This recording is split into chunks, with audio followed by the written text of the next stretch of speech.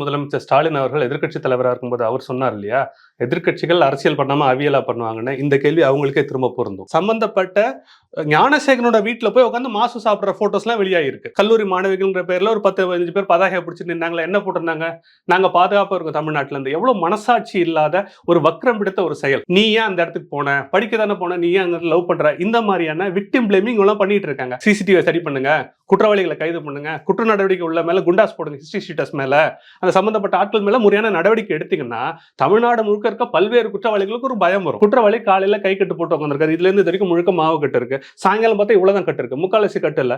எப்படி ஒரு 4-5 மணி நேரத்தில் முக்கால்வாசி இடம் சரியாயிடுமா? ஒரு குழந்தைக்கு அடிப்பட்ட எலும்பு சேர்றதுக்கு மாசக்கணக்கு ஆகும்போது இவங்க விரட்டிட்டு போனாங்க, கீழே விழுந்துட்டாங்க, அந்த கதையெல்லாம் அடுத்த பட்சம். சப்போஸ் கட்டு போட்டாங்க, காலையில போட்ட கட்டு சாயங்காலத்துக்குள்ள எப்படி திருண்டாச்சு அப்படிங்கிற கேள்விக்கு பதில் இல்லை. எத்தனை திமுகவோட முன்னணி எழுத்தாளர்கள், முன்னணி ஆதரவாளர்கள், இன்ஃபுளுசர்ஸ் எப்படி இப்படி கேவலமா எழுதியிருக்காங்க தெரியுமா சோஷியல் மீடியால. படிக்க தானே போனேன், உனக்கு அங்கே போய் லவ் பண்ற வேலை என்ன, உன படிக்கத்தானே புதர்குள்ள உனக்கு என்ன வேலை, இந்த பொண்ணு அசிங்கமா கேள்விக்கிட்டு இருக்குங்க. இந்த மாதிரிலாம் இந்த சமுதாயம் அசிங்கமா நடந்துக்கும் போது பாலியல் குற்றங்களை கம்ப்ளைண்ட் பண்றது கூட மக்கள் பயப்படுறாங்க. வணக்கம் சார். வணக்கம். அண்ணா பல்கலைக்கழக மாணவியினுடைய அந்த பாலியல் வன்கொடுமை தொடர்பாக பல போராட்டங்கள் நடந்தது.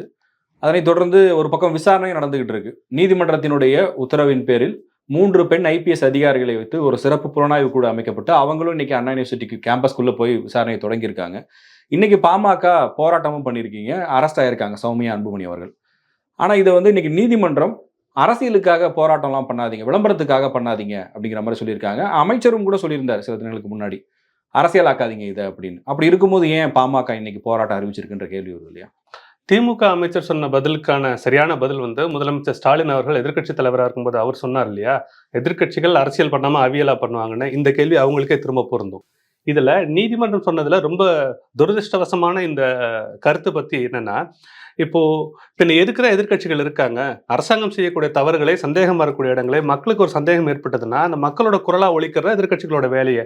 இப்போ நீதிமன்றம் இந்த அண்ணா பல்கலைக்கழக பிரச்சனையை பத்தி பேசுறாங்கல்ல, தமிழ்நாட்டில் எவ்வளவு குற்ற சம்பவங்கள் நடந்திருக்கு. வில்லிவாக்கத்தில் ஒரு சிறுமி கற்பழிக்கப்பட்டிருக்கிறாள், அண்ணா நகரில் 10 வயசு குழந்தைய ரேப் பண்ணியிருக்காங்க, மனநலம் பாதிக்கப்பட்ட குழந்தை ஐநாவரத்தில் ரேப் பண்ணியிருக்காங்க, எவ்வளோ நடந்திருக்கு. வேலூர்ல இயற்கை உபாதைக்காக போன 15 சிறுமியை கூட்டு பாலியல் வன்முறை பண்ணியிருக்காங்க. கிருஷ்ணகிரி மாவட்டத்தில் பர்கூர் கிட்ட NCC கேம்ப்ல தங்கியிருந்த 8வது படிக்கிற மாணவி கேங் ரேப் பண்ணியிருக்காங்க. இதெல்லாம் நடந்திருக்கு. இவ்வளவு குற்றங்கள் நடக்கிற தமிழ்நாட்டில் எவ்வளவு வழக்கை நீதிமன்றம் தானா முன் சுவமோட்டோ எடுத்து விசாரிக்கிறாங்க? கிடையாது. இது சமூக ஆர்வலர்களும் அரசியல் கட்சிக்காரர்களும் எதிர்கட்சியினரும் குரல் எழுப்பி அது ஒரு பிரச்சனை ஆன பிறகுதான் கோர்ட் அதை கவனிச்சு தானா எடுக்கிறாங்க. அப்ப கோர்ட்டோட அட்டென்ஷனுக்கு கொண்டு வரதுக்கே எங்களோட பங்கெல்லாம் தேவைப்படுது, எதிர்கட்சிகளோட பங்களிப்பு, சோசியல் ஆக்டிவிஸ்டோட பங்களிப்பு எல்லாம் தேவைப்படுது. அதுக்கப்புறம் இவங்க கவனத்துக்கே வருது. நீங்க என்ன செய்யணும் செய்யக்கூடாதுன்னு சொல்றது கோர்ட்டோட வேலை கிடையாது. சட்டப்படி constitution is bigger than the court. நீதிமன்றத்தை விட மிகப்பெரிய அரசியல் சாசனம் எங்களுக்கு கொடுத்த உரிமை, right to descent, right to speech, right to peaceful assembly, பேசுவதற்கான கருத்துரிமை, எதிர்கருத்தை தெரிவதற்கான உரிமை, அமைதியாக ஒன்று கூடுவதற்கான உரிமைங்கிறத கான்ஸ்டிடியூஷன் அடிப்படையாக எல்லா குடிமக்களுக்கும் கொடுத்தது. இதுல பாமக பிரச்சனை உண்டாக்கும் நோக்கத்தில் ஏதாவது ஒன்று செஞ்சாங்களா? கிடையாது. வெறும் பதாகைகள் இருந்து தான் வந்தாங்க. அவங்க சாலை மறியல் பண்ணாங்களா, பொது சொத்துக்கு சேதம் விளைவிச்சாங்களா? எதுவுமே கிடையாது. இந்த கருத்தை போதுமான அளவுக்கு அரசியல் அழுத்தங்கள் இதுல எதிர்பக்கம் இருக்குன்னு நாங்க நினைக்கிறோம். ஏன்னா FIR லீக் ஆனதுல இருந்து ஆரம்பிச்சு FIR எழுதப்பட்ட விதத்தை பற்றி கோர்ட் போலீஸ்க்கு கண்டனம் தெரிவிச்சிருக்காங்க. அந்த சம்பந்தப்பட்ட பாதிக்கப்பட்ட மாணவியை குற்றவாளி ஆக்குவது மாதிரி நீங்க FIR எழுதிருக்கீங்கன்னு கோர்ட் காவல்துறையை சொல்றாங்க. விசாரணை ஆரம்பிக்கிறதுக்கு முன்னாடியே கமிஷனர் என்ன சொல்றாரு, ஒரே ஒரு குற்றவாளி தான் அப்படிங்கிறாரு. அப்புறம் எதுக்கு விசாரணை அப்படிங்கிற ஒரு கேள்வி வருதுல்ல. இது போல திமுகவினர் என்ன சொன்னாங்க, அந்த குற்றம் சாட்டப்பட்ட ஞானசேகரன் எங்களுக்கு சம்பந்தமே இல்லைன்னாங்க. அது பொதுவெளியில உதயநிதி ஸ்டாலின் கூடவும் மாசு கூடவும் போட்டோ எடுத்துக்கலாம். போட்டோ எடுக்கிறதுனாலே அந்த கட்சியை சேர்ந்தவன்னு சொல்லுவாங்க. எக்ஸாக்ட்லி அதே பாயிண்ட் நாங்களும் வரோம். என்னன்னா, அந்த சம்பந்தப்பட்ட ஞானசேகரனோட வீட்டுல போய் உட்காந்து மாசு சாப்பிடுற போட்டோஸ் எல்லாம் வெளியாயிருக்கு. அதாவது மாசுவோட வீட்டுக்கு யார் வேணா போகலாம், ஒரு கோரிக்கைக்கோ ஒரு விண்ணப்பத்துக்கோ கூட போய் கோரிக்கை வச்சாங்க, கடிதம் கொடுத்தாங்க, போட்டோ எடுத்தாங்கன்னு சொல்லலாம். சம்பந்தப்பட்ட நபரோட வீட்டுக்கு எதுக்கு ஒரு அமைச்சர் போகிறார்? ஒரு அமைச்சர் போற அளவுக்கு முக்கியமான ஒரு நபர், அந்த கட்சியில முக்கியமான ஒரு நபர் தானே அப்படிங்கிற ஒரு கேள்வி கேட்கிறோம். இப்போ ஆளுங்கட்சி ரொம்ப சுலபமா எல்லா கட்சியிலும் குற்றவாளி இருக்காங்க, குற்றவாளி இல்லாத கட்சின்னு யாரும் இருக்க மாட்டாங்க.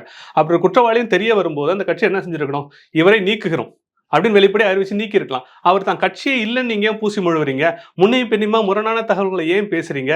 யாரு கம்ப்ளைண்ட் கொடுத்தா, பாஷ் கமிட்டி கொடுத்ததா இல்லையாங்கிறதுல இருந்து பல்வேறு குழப்பங்கள் இதுல இருக்கு. அப்படிங்கும் போது இந்த கேள்வி எல்லாம் கேட்பாங்க தான். இது மட்டும் கிடையாது, இந்த ஒரே ஒரு சம்பவத்தை அடிப்படையா மட்டும் வச்சு இந்த போராட்டம் ஒன்றும் நடக்கல. இப்போ சில நாட்களுக்கு முன்பு சின்னசேலம் பக்கத்துல திம்மாபுரம்ங்கிற இடத்துல வீட்டுக்கு பக்கத்துல இருக்கிற கோஆபரேட்டிவ் சொசைட்டில பால் ஊத்துறதுக்காக போற ஒரு பொண்ணை ரேப் பண்ணிருக்காங்க. ஓகேங்களா, ரேப் பண்ணி அந்த பொண்ணை கொண்டு 1 வாரம் ஆகுது, எந்த நடவடிக்கையும் இல்லை, யாரையும் கைது பண்ணல, சந்தேகப்படக்கூடிய குற்றவாளிகள் யாரு பேரும் வரவே இல்லை. 1 வாரம் 10 நாள் ஆகியுமே ஒரு ஒரு ஒரு ஒரு கொலை கற்பழிப்பு நடந்திருக்கு, அதற்கான நடவடிக்கை காவல்துறை எடுக்கலங்கும் போது இதெல்லாம் யார் தான் கேட்கறது? தமிழ்நாடு பெண்களுக்கு குழந்தைகளுக்கு பாதுகாப்பு இல்லாத மாநிலமாக இருக்கு. அதானே என்சிஆர்பி சொல்லுது, நேஷனல் கிரைம் ரெக்கார்ட்ஸ் பியூரோ என்ன சொல்லுது, தமிழ்நாட்டில் குழந்தைகளுக்கு எதிரான குற்றம் 11.21% அதிகமாயிருக்கு, பெண்களுக்கு எதிரான குற்றம் 8.3% அதிகமாயிருக்கு, ஒவ்வொரு 2 மணி நேரத்துக்கும் ஒரு பெண் குழந்தை மீது பாலியல் வன்கொடுமை ஏவப்படுகிறதுன்னு தமிழ்நாட்டோட நிலைமை இருக்கிறதா என்சிஆர்பி சொல்லுது, தேசிய குற்ற ஆவண காப்பகம் வந்து சொல்லுது. அப்படி தமிழ்நாட்டில் பெண்களுக்கும் குழந்தைகளுக்கும் பாதுகாப்பு இல்லைங்கிறது ஸ்டாட்டிஸ்டிக்கலா சயின்டிபிக்கலா கவர்மெண்டோட ரெக்கார்ட்ஸ்ல ப்ரூவ் ஆயிருக்கும் போது யாருக்கு இவங்க பாதுகாப்பு இருக்குன்னு பேசுறாங்க? இப்போ இந்த கோர்ட்டு நீங்க ஏன் போராடுறீங்கன்னு எங்களை கேட்கறாங்கல்ல, இதே கோர்ட்டு நம்ம பார்த்தோம்ல, ஈரோடு பக்கத்துல கல்லூரி மாணவிகள்ன்ற பேர்ல ஒரு 10-15 பேர் பதாகையை பிடிச்சிட்டு நின்னாங்களா, என்ன போட்டிருந்தாங்க, நாங்க பாதுகாப்பா இருக்கோம் தமிழ்நாட்டுல இருந்து. எவ்வளவு மனசாட்சி இல்லாத ஒரு வக்ரம் பிடித்த ஒரு செயல். இதே தமிழ்நாட்டுல இந்த குழந்தைகளாட்டமே கல்லூரியில வந்து எங்க இருந்தோ பெற்றோரை விட்டு வந்து அந்த கல்லூரியோட பாதுகாப்புல தன்னோட வீடு போல நினைச்சு படிக்க வர ஒரு குழந்தை, அங்க அந்த குழந்தை வந்து கற்பழிக்கப்படுகிறாள். அந்த குழந்தைக்கு ஆதரவா நீங்க இருங்க, அதை விட்டுட்டு இல்ல நீங்க வந்து அந்த குழந்தைக்கு எதுவும் பேசவும் நீங்க விரும்பலன்னா கூட அமைதியா கூட இருங்க, நாங்க பாதுகாப்பா இருக்கோம்னா என்ன அர்த்தம்? அப்போ நீங்கெல்லாம் வந்து புத்திசாலியா இருக்கீங்கப்பா, அந்த பொண்ணு முட்டாள்தனத்தினால பாதிக்கப்பட்டுச்சா? சோசியல் மீடியால இந்த மாதிரி ஒரு பரப்புரையை ஆளுங்கட்சியினர் பின்னிருந்து நகர்த்துகிறார்கள். நீ ஏன் அந்த இடத்துக்கு போன, படிக்க தானே போன, நீ ஏன் அந்த லவ் பண்ற, இந்த மாதிரியான விக்டிம் பிளேமிங் எல்லாம் பண்ணிட்டு இருக்காங்க. இப்போ இந்த காலேஜ் வாசல்ல இந்த 15 பேர் மாணவிகள் வந்து பஸ் ஸ்டாப்ல வந்து பேனர் பிடிச்சி நின்னாங்களா, நாங்க பாதுகாப்பா இருக்கோம்னு, இவங்களுக்கு யார் அனுமதி கொடுத்தது? அப்போ இவங்க வந்து இவங்களுக்கு யார் அனுமதி அவங்களே தானா முன் வந்து பண்ணாங்கன்னு தான் சொல்றாங்க. பண்றதுக்கு எப்படி காவல்துறை அதை மறுக்கல?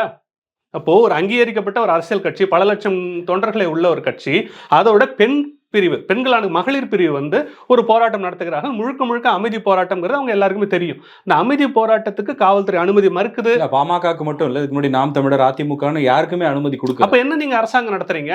நீங்க எல்லாம் சரியா செஞ்சிருந்தீங்கன்னா இந்த எதிர்கட்சிகள் செய்யக்கூடிய குற்றச்சாட்டு நீங்க எதிர்த்து பதில் சொல்லுங்க. நாங்க இதெல்லாம் நீங்க தப்பா செஞ்சேன்னு சொல்றோமா, அதை சரியா செஞ்சேன்ற நிரூபிங்க. நீங்க தான் ஏகப்பட்ட கிட்டத்தட்ட பெரும்பாலான ஊடகங்கள் திமுகவோட கைகூலியா இருக்கு. ஊடகவியலாளர்கள், முன்னாள் ஊடகவியலாளர்கள், யூடியூபர்ஸ்ல இருந்து ஆரம்பிச்சு சோசியல் மீடியா இன்ஃபுளுசர்ஸ்ல இருந்து ஆரம்பிச்சு பல பேர் வந்து எல்லாம் திமுக ஆதரவான நாட்டில் தான் இருக்காங்க. இது எல்லாத்தையும் தாண்டி கவர்மெண்ட் கிட்ட டிஐபிஆர் இருக்கு இல்லையா, தகவல் மக்கள் தொடர்பு துறை இருக்கு. அதன் மூலமாக எதிர்கட்சி கேட்கக்கூடிய கேள்விகளுக்கு நியாயமான விளக்கங்கள் நீங்க கொடுத்துட்டு போங்க. பாக்குற பப்ளிக் வந்து இவங்களுக்கு வேலை இல்லைன்னு பப்ளிக் முடிவு பண்ணிட்டோம், எங்களுக்கு வேலை இல்லைன்னு சொல்றதுக்கு இவங்க யாரு?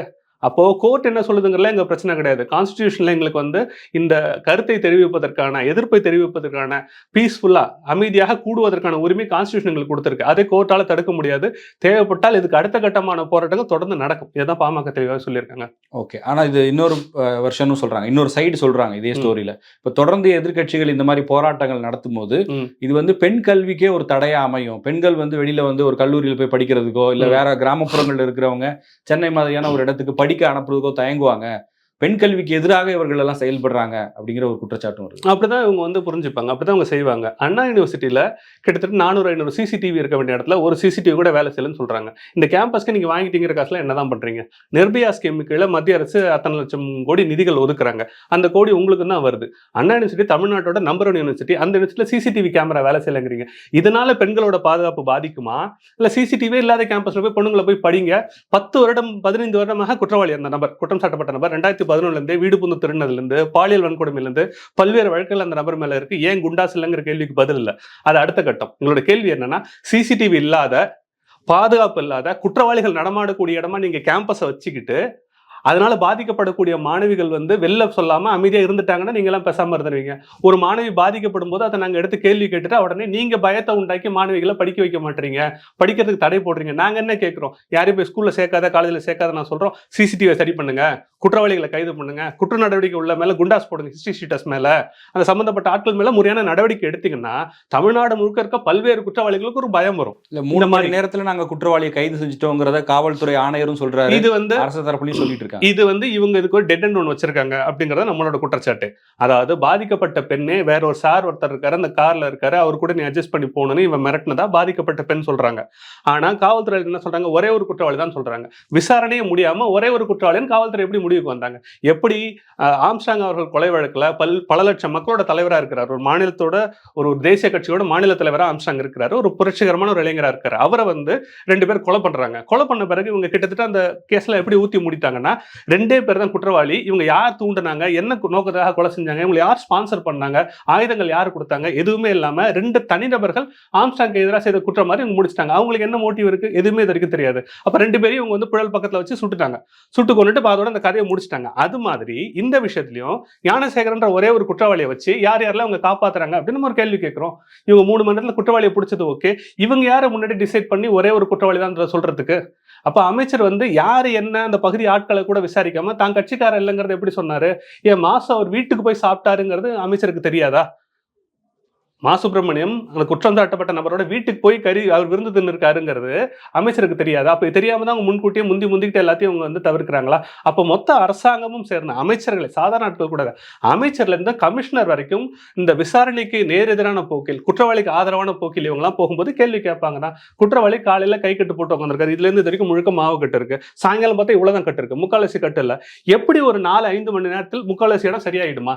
ஒரு குழந்தைக்கு அடிப்பட்ட எலும்பு செய்யறதுக்கு மாசக்கணக்கு ஆகும்போது இவங்க விரட்டிட்டு போனாங்க, கீழே விழுந்துட்டாங்க, அந்த கதையெல்லாம் அடுத்த பட்சம். சப்போஸ் கட்டு போட்டாங்க, காலையில போட்ட கட்டு சாயங்காலத்துக்குள்ள எப்படி எத்தனோடாச்சு அப்படிங்கிற கேள்விக்கு பதில் இல்லை. சாதாரண குற்றவாளியை பிடிச்சா கூட ஜீப்ல ஏத்துறாங்க. அந்த சம்பந்தப்பட்ட ஞானசேகரன் என்பவர் வந்து ஒரு சொகுசு கார்ல உட்காந்துருக்காரு. அவர் எப்படி சொகுசு கார்ல உட்காந்துருக்காரு, அவர் ஜீப்ல ஏற மாட்டாரா? இந்த மாதிரி கேள்விகள்லாம் எங்களுக்கு வருது இல்லையா? இந்த நிமிஷம் வரைக்கும் அவரை தவிர யாருமே குற்றம் செய்யலை அப்படின்னு அவங்க சொல்றாங்க. ஒரு கேம்பஸ்ங்கிறது ஒரு ப்ரொடெக்டட் என்விரான்மெண்ட். செக்யூரிட்டி கார்டு இருப்பாங்க, மாணவர்கள் ஸ்டூடெண்ட்ஸ் இருப்பாங்க. அது இல்லாமலும் இரவு நேரங்களில் பேராசிரியர்களோ வார்டன்ஸோ அவங்க அந்த வாக்கிங்லாம் போறவங்க, வெளில உட்காந்து கதை பேசுறவங்க நிறைய பேர் இருப்பாங்க. கேம்பஸ்க்கு சம்மந்தம் இல்லாத ஒருத்தர் வராங்கன்னா எல்லார் கண்ணிலையும் பட்டுருவாங்க. இப்போ உங்க ஆஃபீஸ்க்குள்ளாத சம்மந்தம் இல்லாத ஒரு 3rd person 10 நிமிஷம் இருந்தா கூட உங்களுக்கு தெரிஞ்சிடும் யார் வரணும், ஒரு கேள்வி வைப்பீங்க, கவனிப்பீங்க. அப்போ 10-15 வருடமாக குற்றம் சாட்டப்பட்ட ஒரு நபர், அவர் மாணவரும் கிடையாது, அந்த கேன்டீன்லயும் வேலை செய்யல, ஸ்டாஃபும் கிடையாது, அவர் அங்க சுத்துறாருன்னா அவர் யாருமே கேள்வி கேட்கல நீங்க நினைக்கிறீங்களா? நிச்சயமா கேள்வி கேட்டிருப்பாங்க. வார்டனோ வாத்தியாரோ யாரோ பார்த்துட்டு யார் பண்ணீங்கன்னு கேள்வி கேட்டிருப்பாங்க. அவங்க அந்த கல்லூரி தொடர்பான யாரோ ஒருத்தருக்கு போன் பண்ணி இந்நேரம் பார்க்க தான் நான் வந்தேன்னு அவங்க நிரூபிச்சிருப்பாங்க. அதனால தொடர்ந்து அவங்களை நடமாட முடியுது. அப்ப யாரோட தயவுல, யாரோட அடையாளத்துல, யாரோட ஆதரவுல உள்ள நடமாடிட்டு இருந்தாங்க நம்ம கேட்கிறோம். ஏன்னா இப்ப நான் ரேண்டமா போய் அண்ணா யூனிவர்சிட்டிக்குள்ளார வருஷக்கணக்கா சுத்த முடியுமா? ஒரு தடவை போயிட்டு வெளில வந்துடலாம், கேன்டீன் போறேன், டீ குடிக்கிறேன், ஏதாவது போய் கூட சொல்ல முடியும். பல ஆண்டுகளாக எப்படி ஒருத்தன் உள்ள கேம்பஸ்குள்ள சுத்த முடியும்? இது எல்லாம் சந்தேகத்துக்குரியதா இருக்கு. இந்த சந்தேகத்துக்குரிய விஷயங்கள் எல்லாம் மூடி மறைச்சு யாருமே இல்ல, ஒரே ஒரு நபர் யார் கண்ணிலையும் படாம 10 வருஷம் ஒரு கேம்பஸ்குள்ள சுத்தினாருன்னு சொல்றத எப்படி ஏத்துக்கிறது? இல்ல, துணைவேந்தர் அந்த யூனிவர்சிட்டிக்கு இல்ல, அதை நியமிக்காத ஆளுநரை இந்த எதிர்கட்சிகள் யாரும் கேள்வி எழுப்பல, குறிப்பா பாமக போன்ற கட்சிகள் எழுப்பலன்னு கேட்கிறாங்க. நீங்க துணைவேந்தர் கொடுத்த அந்த லிஸ்ட்ல தகுதியின் அடிப்படையில் நிறைய கேள்விகள் வந்துதான் துணைவேந்தர் நியமனம் வந்து டிராப் ஆச்சு. ஒரு நேஷனல் கவுன்சில் சொல்ற அந்த ரூல்ஸ் ரெகுலேஷன்ஸ் ஃபாலோ பண்ணாம நீங்க ரெகுலேஷன்ஸ் நீங்க ரெக்கமெண்டேஷன் கொடுத்ததான் அது பாதிச்சிருக்கு. நான் என்ன கேட்கிறேன், துணைவேந்தர் இல்லாததுனால ஃபீஸ் வாங்காம இருக்கீங்களா? துணைவேந்தர் இல்லாதனால எங்க பல்கலைக்கழக துணைவேந்தர் இல்லாதனால எங்களுக்கு கிராண்ட்ஸ் கொடுக்காதீங்க, எங்களுக்கு கிராண்ட்ஸ் தேவையில்லை, நிதி தேவையில்லைன்னு யூஜிசி கிட்ட சொல்றீங்களா? துணைவேந்தர் இருந்தாலும் இல்லாட்டி மாணவர்கள்ட்ட வாங்குற ஃபீஸ் வாங்குறீங்க, மாநில அரசு ஒதுக்குற நிதி எல்லாத்தையும் ஒதுக்குறீங்க, மத்திய அரசு ஒதுக்குற நிதி எல்லாத்தையும் வாங்கிக்கிறீங்க. எல்லா பணத்தையும் வாங்கி நீங்க அந்த கேமரா மாட்டல, அந்த கேமரா விசி வந்து தான் மாட்டுமா? அந்த கேமரா பார்க்கறதுக்கு கேம்பஸோட மெயின்டெனன்ஸ், லாஜிஸ்டிக்ஸ், அப்கீப்பிங்க்கு அங்க வந்து ஆளே கிடையாதா? இப்போ இந்த விஷயத்தை விசி வந்து தான் அந்த கேமரா மாட்டுவாரா அப்படின்னு நான் கேட்கிறேன். இப்போ ஒரு துணை இந்த விஷயத்த மொத்தமா மடை மாத்துறதுக்கு திரும்ப யார் மேல தூக்கி போடணும்னு அவங்க பாக்குறாங்களே தவிர இவங்களுக்கு ஒரு குற்ற உணர்ச்சி அடிப்படையில் இருக்க வேணாம். ஒரு கேம்பஸ் வெளி மாநிலங்கள்ல இருந்து வெளிநாடுகள்ல இருந்து வந்து படிக்கக்கூடிய சிஇஜி ஏசிடி ரெண்டுமே ஜாயின் ஆன ஒரு பெரிய கேம்பஸ் தான். ஆயிரக்கணக்கான மாணவ மாணவிகள் வெவ்வேறு ஊர்ல அவங்க பெற்றோர்களை நம்பி இங்க அனுப்பியிருக்காங்க. இந்த நியூஸை கேள்விப்படுற ஒவ்வொரு பேரண்ட்டுக்கும், ஹாஸ்டலரா இருக்கிற குழந்தைய வச்சிருக்க ஒவ்வொரு பேரண்ட்டுக்கும் எவ்வளவு பதட்டமா இருக்கும், எவ்வளவு கவலைப்படுவாங்க. அப்போ அந்த கேம்பஸை பாதுகாப்பா வச்சுக்கணும், பாதிக்கு பாதி சிசிடியா வேலை செய்யணுங்கிறது கூட உங்களுக்கு இல்லைன்னா நீங்க என்ன கேம்பஸ் நடத்துறீங்க? நீங்க என்ன டிபார்ட்மெண்ட் நடத்துறீங்க, என்ன கவர்மெண்ட் நடத்துறீங்க? அதனாலதான் சொல்றேன் ரிசைன்மெண்ட் போங்கிறோம் சிஎம். உங்களுக்கு ஒரு சாதாரண அண்ணா யூனிவர்சிட்டியில் இருக்க சிசிடிவி கூட உங்களை மெயின்டைன் பண்ண முடியும். இந்த சிசிடிவி அண்ணா யூனிவர்சிட்டியில் மட்டும் இல்லை, எவ்வளோ காவல் நிலையங்கள்லாம் ஆட்கள் எடுத்துக் கொள்ளப்படுகிறார்கள். எப்படி அவங்க செத்தாங்க, குற்றவாளிகள் விசாரணை கைதிகள் எப்படி சாகுறாங்கன்னு கேட்டால் சிசிடிவி வேலை செய்யலைங்கிறாங்க. வருவாய்த்துறையிலையும் ரெஜிஸ்டர் ஆஃபீஸ்லையும் பல இடங்களில் கேமரா வேலை செய்யலன்னு கம்ப்ளைண்ட் வந்திருக்கு. பல முக்கியமான அரசு இடங்கள்ல கேமரா வேலை செய்யலை அப்படின்னு சொல்றாங்க. இங்கே கேம்பஸ், கவர்மெண்டோட கேம்பஸ்ல கேமரா வேலை செய்யலைங்கிறாங்க. எதுவுமே வேலை செய்யாமல் எதுக்கு உங்க கவர்மெண்ட் ரன் பண்ணிட்டு இருக்காங்க? இப்போ இந்த கட்சி, அதாவது திமுகவோட முதலமைச்சர் அண்ட் அவர்களோட குடும்பத்தை சேர்ந்த டிவிலாம் இருக்குன்னு வச்சுங்க. இப்போ கலைஞர் டிவி இருக்கு, சன் டிவி இருக்குன்னா அந்த கண் டிவி, சலைஞர் டிவியும் என்னைக்காவது அதோட நேரலை பாதிக்கப்படுதா? என்னைக்காவது அதோட ஒளிபரப்பு 1 மணி நேரம் 2 மணி நேரம் நிற்குதா? இல்லை. அப்போ மிகப்பெரிய காம்ப்ளெக்ஸான ஒரு டெக்னாலஜி சேட்டலைட் டெக்னாலஜிங்கிறது. அந்த அப்லிங்க் டவுன்லிங்க் எல்லாம் கரெக்டாக வேலை செய்யுது, உங்களோட வீடியோ கேமராஸ் அதோட கனெக்டிவிட்டி எல்லாம் வேலை செய்யுது. ஒரு சாதாரண சிசிடிவி வந்து ஏன் பொது நிறுவனத்தோட சிசிடிவி வேலை செய்ய மாட்டது? உங்க தனிப்பட்ட சொத்துக்கள் காம்ப்ளெக்ஸ் சிஸ்டமா இருந்தாலும் வேலை செய்யுது. பொது நிறுவனத்தில் இருக்க சிஸ்டம் ரொம்ப சிம்பிளான சிஸ்டமாக இருந்தால் வேலை செய்யல. டீ கடையில் சிசிடிவி வச்சிருக்காங்க. ஒரு 2 bedroom ஹவுஸ் இருந்தால் ஒரு அப்பார்ட்மெண்ட்டில் அதில் சிசிடிவி வச்சிருக்காங்க. 5000 10,000 சிசிடிவி வச்சிடறாங்க. அவ்வளோ சாதாரணமான ஒரு தொழில்நுட்பத்தை ஏன் உங்களால் கண்காணிக்க முடியலன்னு நாங்கள் கேட்குறோம்.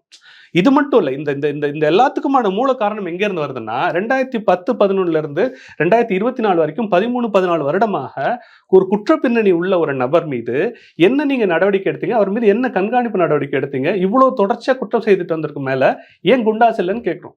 இதுக்கான விளக்கமுமே அவங்க சொல்ல மாட்டாங்க. இது ஒரு எதிர்பாராத ஒரு நபர் ஒரு நிமிஷம் அப்படியே ஒரு உணர்ச்சிசப்பட்டு செவரேறி குச்சி போய் ஒரு தப்பு பண்ணிட்டாரு அப்படி கிடையாது. பல ஆண்டுகளா செஞ்சிருக்காரு. இது இந்த ஒரு தனித்த சம்பவம்னே நாங்க நினைக்கல. நியாயமாக விசாரணை செய்தால் இந்த நபர் செய்த பல்வேறு குற்றங்கள் இதிலிருந்து வெளிப்பட நாங்க நினைக்கிறோம். ஏன்னா திருட்டு, கொலை மாதிரி பாலியல் சார்ந்த குற்றங்கள் எல்லாமே ரிப்போர்ட் ஆகிறது. அதோட ரிப்போர்ட்டிங் ரேட் ரொம்ப கம்மி தான். அது சோஷியல் ஸ்டிக்மான்னு ஒன்று இருக்கு இல்லையா, சமுதாயம் அவங்க மேலே என்ன மாதிரியான குற்றம் சாட்டப்பட்டவர்களே, அதாவது குற்றவாளிகளை விட்டுட்டு பாதிக்கப்பட்டவங்களே இந்த சமுதாயம் அசிங்கப்படுத்துகிற இந்த அண்ணா யூனிவர்சிட்டி விஷயத்தில் எத்தனை திமுகவோட முன்னணி எழுத்தாளர்கள், முன்னணி ஆதரவாளர்கள், இன்ஃப்ளூயன்சர்ஸ் எப்படி கேவலமாக எழுதியிருக்காங்க தெரியுமா சோஷியல் மீடியாவில். படிக்க தானே போனேன், உனக்கு அங்கே போய் லவ் பண்ணுற வேலை என்ன, அவனை படிக்கத்தானே இருக்கணும், புதர்களை உனக்கு என்ன வேலை, இந்த பொண்ணு அசிங்கமாக கேள்விக்கிட்டு இருக்குங்க.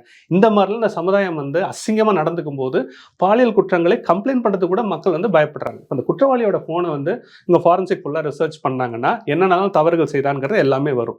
ரொம்ப சிம்பிளா கூச்சப்படாம சொல்றாங்க, ஒரு ஃபிளைட் மோட்ல இருந்தாரு, யார்கிட்டயும் அந்த நேரத்துக்கு பேசிருக்க வாய்ப்பு இல்லை அப்படின்னு சொல்றாங்க. ஃபிளைட் மோட்ல யார் போடுறாங்கன்னு எனக்கு தெரியல. தமிழ்நாட்டில் சாதாரணமா நடமாடக்கூடிய யாருமே ஃபிளைட் மோட்ல போனை போடவே மாட்டாங்க. நீங்கள் நானும் ஃபிளைட் மோட்ல போடல, சைலண்ட் மோட்ல போட்டு தான் பேசிட்டு இருக்கோம். அதையும் தாண்டி ஒரு குற்றம் செய்யறதுக்கு ஒரு கேம்பஸ்குள்ள போற ஒரு நபர் அங்க ஒன்றுக்கு மேற்பட்ட ஆட்கள், 2 அல்லது அதுக்கு மேற்பட்ட ஆட்கள் இருக்க போறாங்க, அவங்கள போய் நம்ம தாக்க போறோம். ஒருவேளை அவங்க சின்ன பசங்க தானே, வயசானவங்க கிடையாது, உள்ள இருக்கவங்க. திரும்ப தாக்குனா தான் ஒரு சப்போர்ட்டுக்காக 2 ஆளை கூப்பிடணும்ல. அப்போ ஒரு தயாரான மனநிலை தானே ஒரு குற்றவாளி போயிருப்பான். அவன் ஃபிளைட் மோட்ல போட்டான்னு எப்படி நம்புறது? சரி, அந்த நிமிஷம் ஃபிளைட் மோட்ல இருந்ததுனாலும் அவங்களுக்கு கால் ஹிஸ்டரினே ஒன்று கிடையாதா? கடந்த 6 மாதத்தில் 1 வருடத்தில் யார் யார் கூடலாம் தொடர்பில் இருந்தாங்க, யார் யார் கூடலாம் ரெகுலராக பேசினாங்க, இவங்க இந்த பாதிக்கப்பட்ட மாணவிகள் யார் யார் இருக்காங்க, அவங்க எந்தெந்த இடத்துக்குலாம் அவங்க ட்ராக் பண்ணாங்க, இவங்க யார் யாரெல்லாம் கொண்டு யார் யார் காலில் அடகு வச்சாங்கன்னு நம்ம தெரிஞ்சுக்கணும்னு கேட்குறோம். இந்த குற்றச்சாட்டுகளுக்காக நாங்கள் கேள்வி எழுப்புறோம், விசாரணை விரிவாக செய்யணுங்கிறோம். இந்த அழுத்தம் இருக்கிறதுனால தான் தமிழ்நாட்டில் அந்த வழக்கில் விசாரணைன்னு ஒன்று நடக்குது. இதே விஷயம் தான் எல்லா பிரச்சனையும் இவங்க தொடர்ந்து செய்யக்கூடிய வேலை எல்லாமே என்னன்னா, இந்த குற்றம் செய்தவர்கள் மீது எந்தவித நடவடிக்கையுமே இங்கே எடுக்க மாட்டாங்க. ஆனால் மற்ற மாநிலங்களை ஒப்பிடும்போது தமிழ்நாட்டில் சட்டம் ஒழுங்கு பெட்டரா தான் இருக்கு, அப்படியே என்சிஆர்பி பாதுகாப்பா இருக்கும்னு இவங்க ஒவ்வொரு கம்பேர் பண்ணி சொல்லிட்டு இருக்காங்க. தேசிய குற்ற ஆவண காப்பகம் சொல்ற ரெக்கார்ட்ஸ் படி தமிழ்நாட்டில் ஒவ்வொரு 2 மணி நேரத்துக்கும் ஒரு குழந்தை வன்புணர்வுக்கு ஆளாகிறாள். 11.21% தேசிய ஆவரேஜை விட தமிழ்நாட்டில் குழந்தைகளுக்கு எதிரான குற்றம் அதிகமா இருக்கு. தேசிய சராசரியை விட 8.31% பெண்களுக்கு எதிரான குற்றம் தமிழ்நாட்டில் அதிகமா இருக்கு. வேலூர்ல ஒரு குழந்தை 13 வயது குழந்தை ராத்திரி வெளியே போறதுக்கு போன பொண்ணு கேங் ரேப் பண்றாங்க, குடிச்சிட்டு கஞ்சா அடிச்சிட்டு இருக்க குரூப். இது அந்த குற்றவாளிகள் ஏன் செஞ்சாங்க, அதுக்கு மது, கஞ்சா மாதிரியான போதைப் பொருளோட நடமாட்டம் குற்றத்தை எவ்வளவு தூரம் ஊக்குவிக்குது, இதுக்கெல்லாம் மாநில அரசு தான் பொறுப்பு. அது தனி டாபிக். குற்றம் நடந்துருச்சு, நடந்த பிறகு அரசாங்கம் என்ன செஞ்சதுன்னா, அந்த பேரண்ட்ஸ் போய் அந்த ஸ்டேஷனில் போய் கம்ப்ளைண்ட் கொடுக்குறாங்க. ஸ்டேஷனில் கம்ப்ளைண்ட் எடுக்க மாட்டாங்க, இன்னொரு ஸ்டேஷனுக்கு அங்கேருந்து அனுப்புறாங்க, அணைக்கட்டுலேருந்து இன்னொரு ஸ்டேஷனுக்கு அனுப்புறாங்க. அங்கே போய் இது எங்கள் ஜூரிஸ்டிக்ஷன்லன்னு அவங்க திரும்ப கேஸ் எடுக்காமல் அங்கேருந்து திரும்ப அனுப்புறாங்க. அதுக்கப்புறம் அந்த குழந்தையோட உறவினர்கள் எல்லாம் சாலை மறியல் பண்ணி பெரிய பிரச்சனை பண்ணி தான் இந்த ஸ்டேஷனுக்குள்ளார திரும்ப அந்த கேஸ் எடுக்கிறாங்க. சுப்ரீம் கோர்ட் தெளிவாக சொல்லியிருக்கல, எஃப்ஐஆர் எங்கே வேணால் பதிவு பண்ணலாம், தேவைப்படுற ஜூரிஸ்டிக்ஷனுக்கு அப்புறமா டிரான்ஸ்ஃபர் பண்ணிக்கலாம்னு. சாதாரண ஒரு பைக் திருட்டு போனால் கூட அந்த எஃப்ஐஆர் அவங்க எடுத்துருக்கணும். ஏன்னா பாதிக்கப்பட்டவங்களோட மன உளைச்சலை கருதி அவங்க எடுத்துருக்கணும். ஒரு குழந்தை 13 வயசு குழந்தை கேங் ரேப் பண்ணியிருக்காங்கிறது ஒரு பெற்றோருக்கு எவ்வளோ மன உளைச்சலான வேலை. அவங்கள இங்கேருந்து அங்கே போ, அங்கேருந்து இங்கே போன்னு டெஸ்க்கு அலைய விடுறீங்களே ஸ்டேஷனா, உங்களாம் மனசாட்சியே இல்லை. இப்போ இந்த சம்பந்தப்பட்ட காவல்துறை அதிகாரிகள் மீது என்ன நடவடிக்கை எடுத்தீங்க? ஓன் ஜூரிஸ்டிக்ஷன் தெரியாமலே அனுப்பி விட்டியா அப்படிங்கிற போலீஸ் மேல நீ என்ன ஆக்ஷன் எடுத்தீங்க? எந்த ஜூரிஸ்டிக்ஷனா இருந்தாலும் கேஸ் எடுக்கணும் சுப்ரீம் கோர்ட் சொல்லியிருக்கல, அது கூட தெரியாம தான் நீ வேலை பார்த்தியா அப்படின்னு அந்த போலீஸ்காரங்க மேல எடுத்த நடவடிக்கை என்ன? யாரு மேலேயுமே நீங்க நடவடிக்கை எடுக்கல. யார் மேலேயும் நடவடிக்கை எடுக்கிறதுனால தான் உங்க மேல நம்பிக்கை இல்லாமல் நாங்கள் போராட வேண்டியிருக்கு, கேட்க வேண்டியிருக்கு. ஒவ்வொரு பிரச்சனைக்கும், தமிழ்நாட்டில் நடக்கக்கூடிய ஒவ்வொரு பிரச்சனைக்கும் போராடி போராடி போராடி தான் அரசாங்கத்தோட கவனத்தை அதில் கொண்டு வர வேண்டியிருக்கு. அதனால இப்படி தான் இருக்கு தமிழ்நாட்டில் நிலைமையை. இவங்க சட்டம் ஒழுங்கு இங்கே சீர்கெட்டு போறதுங்கிறது இயற்கையாக நடக்கிற விஷயம் கிடையாது. மாநில அரசு அதன் கீழ் இயங்கக்கூடிய காவல்துறை கண்ணை மூடிட்டு எதையுமே கண்டு காணாமல் இருக்கிறதுனால இவ்வளோ பிரச்சனை நடக்குது. கள்ளக்குறிச்சியில் கள்ளச்சாராய சாவுகள் ஏன் நடந்தது? முதல்ல செத்தவர் அவர் சாராயத்தில் தான் செத்தாரு, கள்ளச்சாராயத்தில் செத்தாருன்னு எதிர்கட்சிகள் குற்றம் சாட்டினாங்க. கலெக்டர் என்ன சொன்னாரு? வயிற்றுவலியில் செத்தாருன்னாரு. கரெக்டாக டிவியிலிருந்து பேட்டி கொடுத்தா வயிற்றுவலி செத்தாருன்னு. அவர் கலெக்டர் மட்டும் சொல்லாம தெரியலன்னு சொல்லியிருந்தாலே போதும். வயிற்றுவலினே சொல்ல வேணாம், மர்மமான சாவா இருக்கு தெரியல, நாங்கள் அட்டாப்சி பண்ணிட்டு ரிசல்ட் சொல்றோம்னு சொல்லியிருந்தாலே அந்த இறந்தவரோட சாவுக்கு போனவங்க குடிச்சுதான் 65 பேர் முதல்ல செத்தாங்க. சரியா? அப்போ அவ்வளோ பேர் சாகாமல் இருந்திருப்பாங்கல்ல. இவன் ஏதோ குடிச்சிட்டு தான் செத்துருக்கான், இவன் வீட்டில் போய் நம்ம சாராயம் குடிக்கக்கூடாதுங்கிற அளவுக்கு அந்த மக்கள் ஸ்டாப் பண்ணியிருப்பாங்கல்ல. இப்போ சாதாரண ஏழை மக்கள், ஒரு காட்டுப்பகுதியில் வாழக்கூடிய பட்டியலினத்தை சேர்ந்த ஒரு ஏழ்மையான படிப்பறிவு குறைவான மக்கள் 65 பேர் சாகுறாங்கன்னா அதுக்கு யார் காரணம்? அந்த கள்ளச்சாராயத்தை நீங்க பெருக விட்டீங்கிறது ஒண்ணு. ஏற்கனவே முதலாளி செத்த போதே உங்களோட ஈகோவை காட்டுறதுக்காக, உங்களை ஈகோ வந்து உங்களை உண்மையை ஏத்துக்க விடல, உடனே நீங்க அதை மறைக்கணுங்கிறதுக்காக ஒரு பொய் சொல்றீங்க. பச்சையா அரசு அதிகாரிகள் விட்டு பொய் சொல்றீங்க. எப்படிங்க கமிஷனரை விட்டு இந்த கேஸ்ல வந்து அண்ணா யூனிவர்சிட்டி கேஸ்ல ஒரு ஸ்டேட்மெண்ட்டை கொடுத்தீங்களோ, வேற யாரும் குற்றவாளி இல்லைன்னு முன்கூட்டியே முந்திரி கொட்ட மாதிரி சொன்னீங்களோ, அது மாதிரி அங்க கலெக்டர் உங்களுக்காக, உங்களை குஷிப்படுத்துவதற்காக முந்திரி கொட்ட மாதிரி அவர் என்ன சொன்னாரு, வேற யாரும் வந்து இது காரணம் இல்ல, அவர் வயிற்றுவலினால தான் செத்தாரு அப்படின்னு. அவ்வளவு பேர் செத்துட்டாங்களே, போன உயிர்களை யார் கொடுப்பாங்க? நீங்க ஆளுக்கு 10 லட்சம் கொடுத்துட்டீங்க. ஒரு குடும்பத்துல சம்பாதிக்கிற தகப்பனோட இடத்த 10 லட்சம் ஈடு செஞ்சிட முடியுமா? இறந்த ஒரு கணவனை ஒரு மனைவிக்கு திரும்ப வந்துடுமா? குழந்தைங்களுக்கு அப்பா அம்மா திரும்ப கொண்டு வந்துட முடியுமா? அப்போ இவ்வளோ வேலைகள் நடக்கிறதுக்கு தனிநபர்கள் செய்யக்கூடிய குற்றச்சாட்டுகளை தனிநபர்கள் குற்றம்னே நம்ம சொல்றோம். அதுல பிரச்சனை கிடையாது. தனிநபர்களுக்கு எங்கிருந்து தைரியம் வருது, அரசாங்கத்துலேருந்து ஏன் பயம் இல்லாம போச்சு அப்படிங்கிறலாம் அடுத்து. குற்றம் நடந்த பிறகு நீங்க இதை எப்படி ஹேண்டில் பண்றீங்க? ரொம்ப மோசமான மனநிலையை இவங்க ஹேண்டில் பண்ணியிருக்காங்க. அவ்வளோ ஒரு அலட்சியம். எதுலையுமே எங்களுக்கு மக்களை பற்றியோ மீடியாவை பற்றின கவலையோ உங்களுக்கு துளி கூட இந்த திமுக அரசுக்கு கிடையவே கிடையாது. எப்படி இருந்தாலும் ஆட்களை வச்சு பேசி சமாளித்து எல்லாத்தையும் மூடி மறைச்சிடலாம் அப்படின்னு தான் அவங்க நினைக்கிறாங்க. அதனோட வெளிப்பாடு தான் எல்லா இடத்துலையும் அலட்சியம். ஒரு இடம் விடாம எல்லா குற்றத்திலையும் அலட்சியம். இன்னைக்கு அதனால தான் அதை பேசுறதை இவங்க விரும்பவும் இல்லை. அடுத்த கட்டமா என்ன பண்ண போறீங்க சார்? சிபிஐ விசாரணை கேட்குறீங்களா? சிபிஐ விசாரணை கேட்கப்படும். இது தொடர்பான இந்த விசாரணையை க்ளோஸா ஃபாலோ பண்ணுவோம். அடுத்த கட்ட போராட்டங்கள் நடந்துகிட்டே இருக்கும். தமிழ்நாட்டில் இது மட்டும் இல்லை, பல்வேறு இடங்கள்ல பல்வேறு சம்பவங்கள்ல பெண்களுக்கு, குழந்தைகளுக்கு, அரசு ஊழியர்கள் உட்பட ஆசிரியர்களுக்கு, வக்கீல்களுக்கு, யாருக்குமே டாக்டர்லேருந்து யாருக்குமே பாதுகாப்பு இல்லாத சூழல் இருக்குது. எங்கெங்கெல்லாம் பாதுகாப்பு இல்லாத சூழல்கள் அரசாங்கத்தோட கவனக்குறைவால் நடக்குது அங்கெல்லாம் தொடர்ந்து போராட்டங்கள் நடத்தப்படும், அறிக்கைகள் வெளிவரும், மக்களோட கவனத்தை ஈர்க்கப்படும், அரசாங்கத்தோட கவனம் ஈர்க்கப்படும். அது கோர்ட்டாக இருந்தாலும் சரி, ஆளுங்கட்சியாக இருந்தாலும் சரி, யார் வந்து அதை தடுத்தாலும் மக்களுக்கான போராட்டங்கள் தொடர்ந்துகிட்டே தான் இருக்கும். எல்லாத்துக்குமே சிபிஐ விசாரணைன்றது தான் எதிர்கட்சிகள் தொடர்ந்து கேட்பாங்க. எந்த ஒரு பிரச்சனைனாலும் ஸ்டேட் கவர்மெண்ட் ஹேண்டில் பண்ணலன்னா சிபிஐன்னு சொல்லிட்டு. இப்போ பொள்ளாச்சி மாதிரி விஷயங்கள் உதாரணமா இருக்குல்ல, பொள்ளாச்சி சம்பவத்துல சிபிஐ கிட்ட கொடுத்தாங்க, ஆனா இது வரைக்கும் குற்றவாளிகள் யாருமே வந்து தண்டிக்கப்படலை அப்படின்னும் போது அதன் மீதான நம்பிக்கையும் மக்களுக்கு குறையாதா? நீங்க உங்களுக்கு தேவையான போதெல்லாம் போய் சிபிஐல கொடுக்குறீங்களா? ஜெயலலிதாவுக்கு மீதான ஒரு வழக்கு கொண்டு கொடுக்கறதா இருக்கட்டும், பல்வேறு வழக்குகள் கொடுக்கறதா இருக்கட்டும், ஜெயலலிதா இறந்தது தொடர்பான வழக்கு சிபிஐக்கு போனதாக இருக்கட்டும், சொத்து குவிப்பு வழக்காக இருக்கட்டும், இதெல்லாம் திமுக போய் சிபிஐயில் கொடுக்கும்போது சிபிஐ ரொம்ப நல்லவங்களாகவும் உடனே தீர்ப்பு கொடுக்குறவங்களாகவும் இருந்தாங்களா? அப்படிலாம் கிடையாது. அப்போ சிபிஐ என்ன டைம் எடுத்ததோ, என்ன ப்ராசஸ் ஃபாலோ பண்ணாங்களோ, என்ன ஆஃபீஸர்ஸ் இருந்தாங்களோ, கிட்டத்தட்ட அதே ப்ரோட்டோகால் டைம்லைன் தான் இன்றைக்கி அவங்க ஃபாலோ பண்ணிட்டு இருக்காங்க. உங்களுக்கு தேவைப்படுற இடங்கள்லாம் சிபிஐ நல்லவங்களாகவும் தீர்வு தரக்கூடிய நிறுவனமாகவும் இருக்குது. உங்களுக்கு இடைஞ்சலாக இருக்க இடங்கள்லாம் சிபிஐ வந்து தீர்வு தரல அப்படின்னு சொல்றீங்க. நான் கேட்குறேன், சிபிஐ தீர்வு கொடுக்கல, நீங்க என்ன தீர்வு கொடுத்தீங்க இது நாள் வரைக்கும்? சிபிஐ தீர்வு கொடுக்கலன்னு சொல்றீங்களா? சிபிஐ நீங்க என்ன இது வரைக்கும் தீர்வு கொடுத்துருக்கீங்க? பெரும்பாலான வழக்குகள் நீங்களே என்ன தீர்வு கொடுக்காம இருக்கீங்களே.